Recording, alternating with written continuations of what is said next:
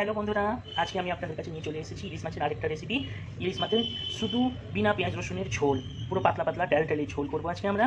আমার তার জন্য নিয়েছি এখানে দুটো, দেখুন ইলিশ মাছের পিস আছে, এখানে ডিম ভর্তি আছে, দেখুন এই যে ডিম, পুরো ভর্তি ডিম, এটা ডিম।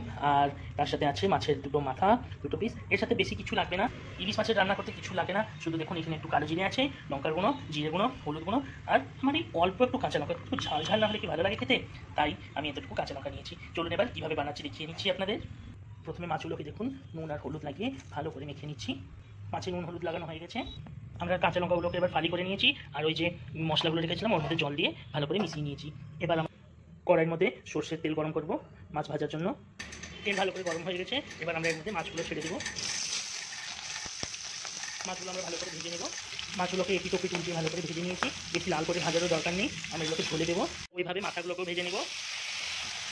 মাথাগুলোকে কিন্তু খুব ভালো করে ভাজতে হবে। মাথাগুলো আমি একটু চচ্চড়ি করে খাবো বলে ভেবেছিলাম, কিন্তু আর সময় হতে পারলো না, তাই একটু ভেজে গোল করে দিচ্ছি। মাছ ভাজা হয়ে যাওয়ার পরে কিছুটা তেল আমরা এখান থেকে উঠিয়ে রেখে নিয়েছি। তারপরে এই বাকি তেলে আমরা দিয়ে দেবো কালো জিরে, অল্প একটু কাঁচা লঙ্কা ফোড়নে দেবো। তারপরে আমরা এই বাটা মশলাটা যেটা ভিজিয়ে রেখেছিলাম ওটা আমরা দিয়ে দিচ্ছি। এই বাটি ধোয়া জলটাও দিয়ে দিচ্ছি। এবার ভালো করে নেড়ে নেবো। ভালো করে মশলাটা কষানো হয়ে গেলে, আমি তো ওড়িশাতে থাকি, তো সবাই আমার থেকে জানতে চায় যে বিনা পেঁয়াজ রসুনে আমরা মাছ কীভাবে রান্না করি, তাই আজকে আমি এই রেসিপিটা আপনাদের জন্য নিয়ে এসেছি। কিছু লাগে না ইলিশ মাছ রান্না করতে। ইলিশ মাছ কি, এমনি নর্মাল মাছও আমরা বিনা পেঁয়াজ রসুনে রান্না করি, উড়িষ্যার লোকেদেরকে এটা অবাক লাগে।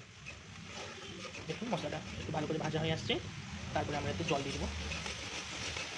মশলা ভাজা হয়ে গেছে, আর এবার আমরা এর মধ্যে তেল জল দিয়ে দেবো। একটু মাছগুলো সেদ্ধ হওয়ার মতনই আমরা জল দিয়েছি, দেখুন বেশিও জল দিয়ে।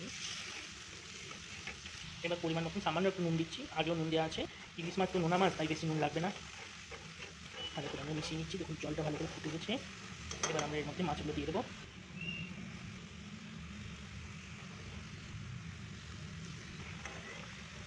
ভালো করে জলের মধ্যে দিয়ে ফুটিয়ে নিতে হবে। বাকি চেরা কাঁচা লঙ্কাগুলো ওপর থেকে আমরা দিয়ে দিচ্ছি।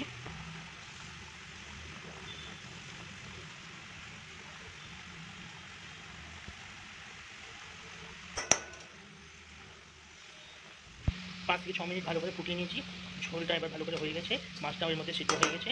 এবার আমরা এটাকে বন্ধ করে রেখে দেবো, ভালো করে ঢাকিয়ে রেখে দেবো।